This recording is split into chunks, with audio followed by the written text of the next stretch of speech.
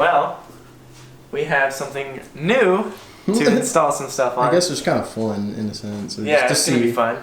It's going to be different. My mom, she just picked up this Alfa Romeo Stelvio, and we had to lower it because the wheel gap is pretty gnarly coming stock on these things. So we went ahead and ordered the Madness Autoworks 2-inch drop lowering springs. It's going to be a significant difference. It's going to probably look a lot better. Yeah. So we're going to be doing a video on installing these. Something different. Get an Alfa Romeo. I don't think there's a video on this. I haven't seen one, and typically people like to, sometimes people like our content. Yeah. So we'll do our version. We'll do our best to explain how to do it, how it feels after. Definitely going to go get an alignment tomorrow after we lower this, so my mom's not driving around all wonky. So we're going to jump right into this. We'll film this side, so it's easier to see. Room, yeah, like that. But see how she does. Should be pretty straightforward. Yeah. All right. Yes, I am wearing the same clothes from the cage video, but that has nothing to do. We're on the same day. Last time we left off, I was just about to jack up this car. We were going to just do one side and then film the other one, so we knew exactly what was going on. We did pull off the whole front strut, suspension, everything, and got to the point where we needed to release a spring and loosen the bolt from the top hat. And there's a wire. There's a wire because these are electronic.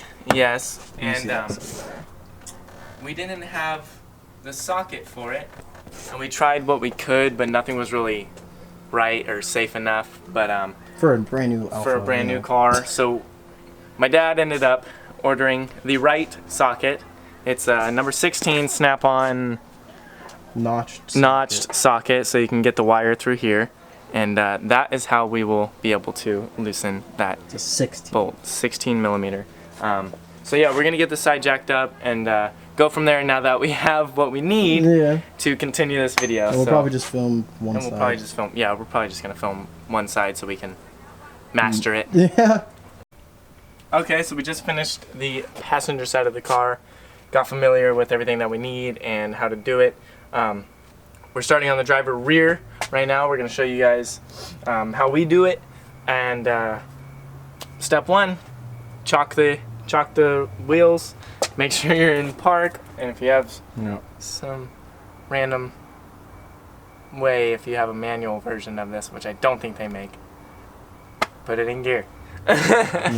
But jacking this car up is a little odd, so there is jacking points. There's little like plastic squares that come out the bottom, but for the jack stand, we just went ahead and put it on it's basically the subframe brace, I would say, or maybe a cross beam. Cross beam goes underneath the rear drive shaft and the exhaust. So we put the jack there, just somewhere where there's structural and then we kept the actual jack just as a safety measure.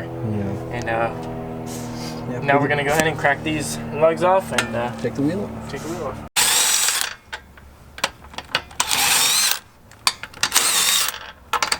All right, and now first thing we're gonna do is a T25 Torx. We're gonna remove the 4 brake line bolts there's 2 brackets, 2 bolts in each one, one in the back and one in the front. So we're going to go ahead and remove some of those so we don't have to worry about the brake line. Alright, so now we're going to go ahead and remove the sway bar end link. It's the one on the top, since there's 2 connections. The easiest one to get to is the one on the top. So you're going to want to get another jack, or if you don't, but yeah, get another jack and put it underneath. Let me know when I jack it up. And go ahead and lift that up, just to get some of the pressure relieved. That's good right there. Get a 16 millimeter on the back side of it.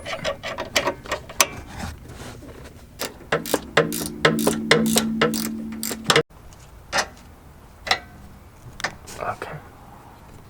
That's out. Okay, so once you remove the sway bar end link, you're gonna go ahead and have to remove the side that's connected with the shock. There's the side that's going to be in the front. Yeah, it's cut the side towards the front of the car. There's a E bolt that's here, and E-bolt, I mean like E-sockets would typically you would have to use this, but normal like wrenches do work. For this front one, I'm using a size 14, and it's on there tight. There's no stripping whatsoever. We've done this multiple times. We did the other side. Everything's fine. It grabs. But if you do have an E-socket, I would recommend using that. But normal ones do. Yeah, we're just gonna take that out. the job. Oh, then You'll remove this. The nut on the back side. And there's a weird. I can see it. You can see it. This one right here. Yep. Nut on the back side. That'll just drop off. Got a little tab on it to lock it in place so it doesn't spin out. So you don't have to have anything on the back side. Yeah. So just get this bolt out and then move on from there. Yeah.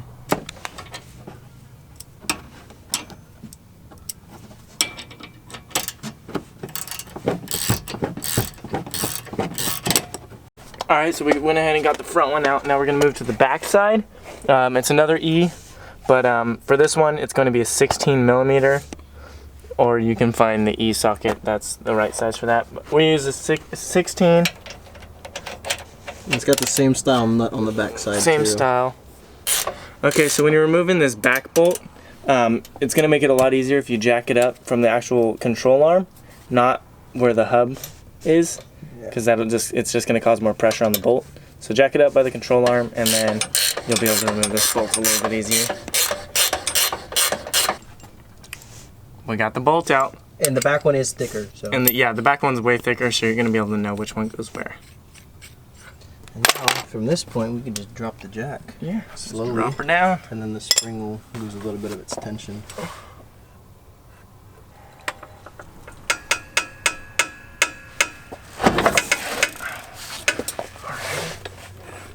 So now we got to work to get the spring out. Now which it's is the fun part. Interesting part for the rear. Yeah. So when you drop everything, it's not like the typical spring just push down falls a out, little bit, or you push down and it comes out. No, there's still a lot of tension underneath it, and even if you stand on the control even when you stand on the control arm, it doesn't relieve enough to where the spring can get pulled out. So we use spring compressors. Tight fit. It down. It's very tight fit, but it's the way that worked for us just fine. We did 2 spring compressors, backside, front side, and just squished her down and got her out.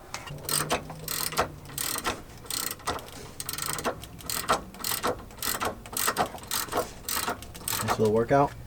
Yeah. Alright, so once you get the spring compressors as tight as, I mean, it's pretty compressed. It's loose. It's loose. So then we went ahead and put the bolt, the bigger bolt, the back side, back in, and then you get a pry bar, get from the top, so you can kind of push down, and then... It's a team effort from here, pretty much. Yeah, you need a friend. Yeah. Pull that out. Yeah, we're gonna need the buddy system over here. Yeah. Maybe not. No. No. You don't need friends. I'm stuck. Oh no, that's not. Okay. It's a process. It's a process. No friends. You don't need friends. Trey, you can leave. All right, cool. All right, so you're going to be using the stock rubber bushing for the top and the bottom. The bottom one should stay in though. Just make sure when you're putting this on that it's all in the proper orientation. There's a stop on the rubber, so it'll actually hit, and then make sure everything's just around the spring. And then we're going to go ahead and set the bottom in first, make sure that's seated right, and then slide the top in and bolt everything back up.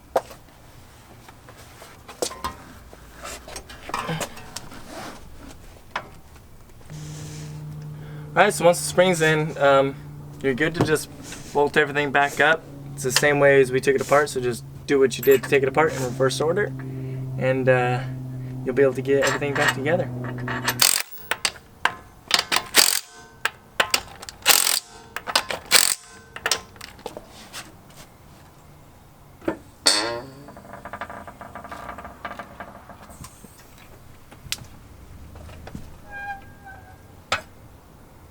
So it might look high now. What? You know. Still gotta settle. Yeah. It's gotta be driven. Needs an alignment. Yep. And then it'll... Alright, front's all jacked up. Go ahead and take the wheel off. Like that. So just like the back, make sure you find something structural underneath the car. We went from the, basically the frame that's underneath this plastic stuff. We went ahead and jacked up there, and then again kept the jack right here just for safety. And do a little shake test and you're good to go. And we'll start. But yeah, the first thing we're gonna take off is first thing, step these little 1. 10s. These 10s come off. Just like that. And then those 2 10s come off. Alright, so next step is to remove the sway bar end link. It's number 16. If yours starts, the main stud kind of starts spinning, it's a T40. So it's a torque set. You're going to stick that in there with a wrench behind, start spinning that, and then you'll be able to get that off. And then to actually get it out then, from the strut, you got to jack it up. So we're going to jack that up after you get the nut up. But since mine's not spinning, now I cannot reach. And then once you get it jacked up, it'll just slide right out of there. You can get that out of your way. Boink. And then you're gonna want to remove these brake lines actually, which are over here. They just clipped in to the body. You can just pull these off. Like that. Don't have to worry about anything getting too tight there. And with one connection that goes to the brake caliper too. Yes, that's back here, this one. I can't see it. Like that. And then go to the bottom bolt. Oh, that's no help if I was going the right way. So that's the bottom bolt right there. It connects the strut to the lower control arm. So make sure you're all jacked up here when you actually loosen the bolt and take it out. You're gonna want the jack underneath so you can get the bolt out. Okay, so the bottom bolt, when you remove it, it's a number 16 on the nut side, and then again another E socket, but you can go ahead and use a 14 millimeter. Oh my god, there's something stuck in my throat. Yeah, 14 millimeter works good for that one. And then once you do that, you can remove that bolt. She's out of there. Gone. And then go ahead and grab your jack. Jack it up from the bottom again, and you're gonna go ahead and start removing your upper control arm, this bolt right here. So 11 millimeter on this E socket, and then a 16 again, 17 again, 17, and an 11. Lefty loosey pull.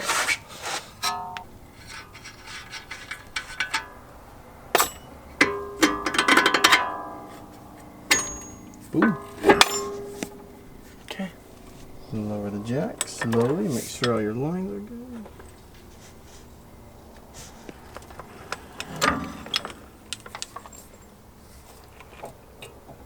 Yep, we're still good. Okay, yep, still slack, nothing's pinched. So now we go ahead and remove the top ones. Okay, and then once you go ahead and start removing the top ones, before you do that, there is the electronic portion of it that is inside this little cover. So you can pop the cover off. There's your little guy. And then it's this little clip, you just kind of pull up on it, and then it pops out. And then and now you're safe to remove your 13 millimeters. For the top, I'm gonna get I'm gonna get a socket on this. The driver's side, you'll notice the 13 millimeters for the top are underneath this positive terminal for the battery. It's 2 10s. Remove those, and this will fold up, and you'll have access. And then make sure, then again, the electronic portion is underneath this bar, kind of. The plug is. So you can go ahead and remove that. Oh, I'm not gonna be able to get the nut.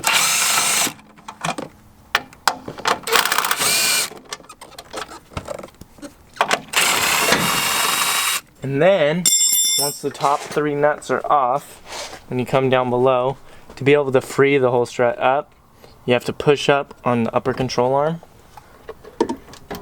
and kind of watch your wire. And it's kind of a finagle process to get it out.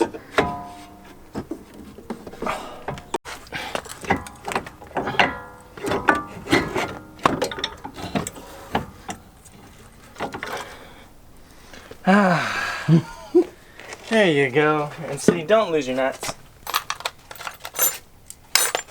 Thread them back on. Yeah, there we go. Alright, we're using a vise to make our life a little bit easier for removing this top hat bolt. 16 millimeter, and this is the one that you need the special socket for. Because of this guy. This little wire. So we have it hooked up to the impact. Makes getting it off a lot easier. If you don't have access to that and you're just going to use a hand ratchet, you're probably going to have to be holding this, which is a number 9. And you're going to have to hold this with the ratchet on top and crank it off slowly. But for the sake of time, we should be able to just spin it off of this.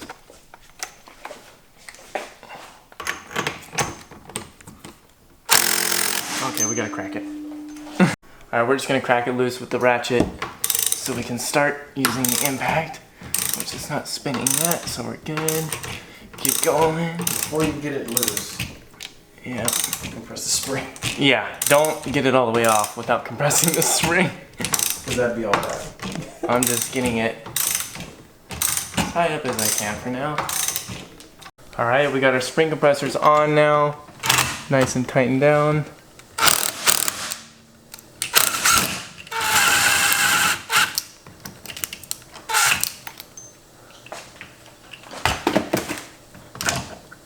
Remove your top hat.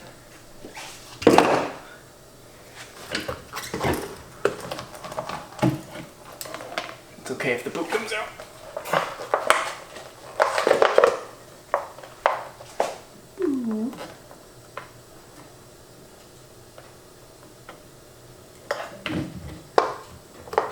Boop.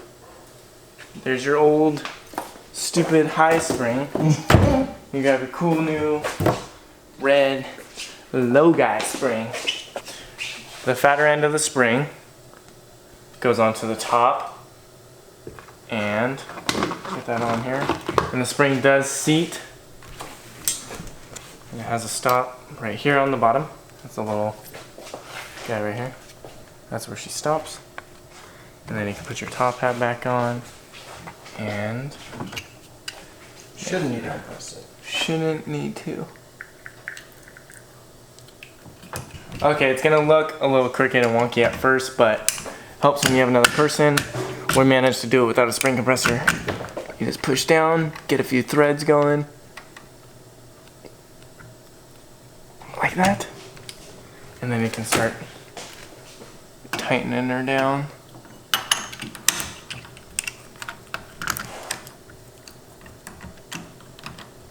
That should be good for us to Yep. start. Yeah. And she'll straighten herself out as she goes.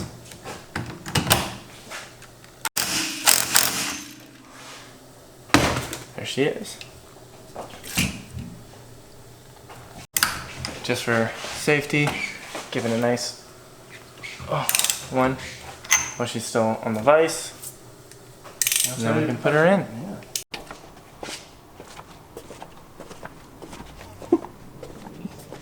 Alright, and for putting everything back in, then again, same way you took it off. Just do everything you did in reverse order, put it back in, make sure you tighten everything down, watch all your lines, make sure you plug this guy back in because it does throw a code if it's not plugged back in.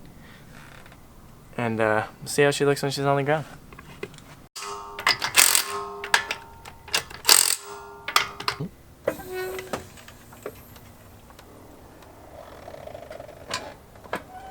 Oh yeah. Definitely a lot lower than it was. Yeah. Oh! Yeah. Alrighty, well, we're all done putting the springs on, but car does need an alignment, and the springs do have to settle.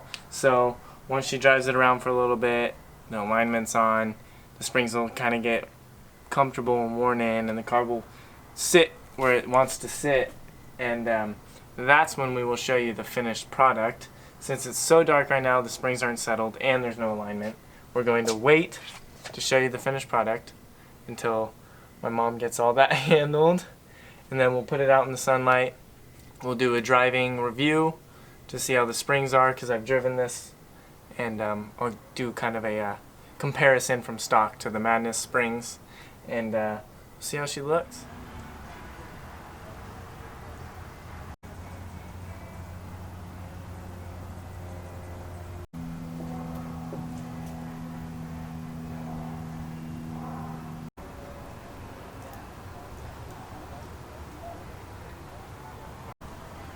Alright, so since the last little clip, it's been a few days. My mom went and got an alignment, and it's been kind of settled in since the install. It does sit lower than it did when we actually installed them, and that's what usually happens with lowering springs. They'll start to break in.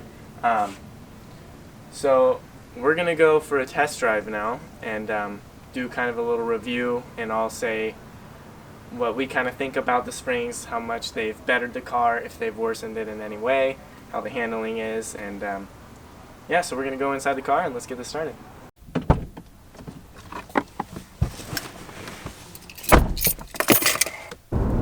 Well, I do say by driving this thing around some nice little bends right here, nothing that this car is not going to ever handle well. Yeah, but the springs have definitely helped the car just stay more planted, I would say. It took a lot of the body roll out of the car. I did drive it before, and it was kind of, you know, there was a lot of body roll in it. See, we took that corner, and there really wasn't much. And I mean, keeping in mind this is a bigger car. It's taller. It's a crossover, so it's not going to be some super track beast, but these lowering springs definitely help make it just handle better. There's nothing... It's just more fun. It makes it way more fun. Nothing has really gotten worse. I mean, the car's definitely stiffer, so going over bumps, you're going to feel it a little bit more than stock, I would say. Just like that. Well, that was a gnarly bump.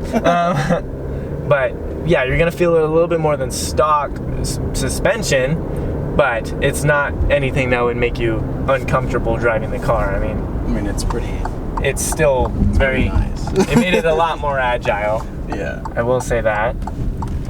Ooh. And it just made it a lot more fun to drive. I feel like I feel like my mom could probably... Here's a bump. Oh, not bad. It's not bad. At all. Yeah, and that was a rain gutter, so... That just felt normal. Yeah. it just felt feels like, a little bit more responsive. Yeah.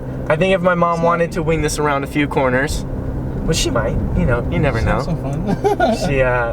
The car wouldn't get out of control. So that was our little review and install video on the Madness lowering springs for the Alfa Romeo Stelvio. So like I said, I don't find any cons with the springs. Install is not the easiest, so if you're doing it yourself, just kind of be prepared, because you're going to dive into a little bit of a task. Make sure you have that special socket as well. But the springs, they make the car handle better, the steering response is tighter. At least this is my opinion. Looks a lot nicer, gives it a little bit sportier. But if you have any questions on how to do this, please DM us on Instagram, comment on our video, shoot us an email from our website, so make sure you check out our website too, and we'll be happy to answer all of those questions you have. Please subscribe, click the little bell, and thank you for watching.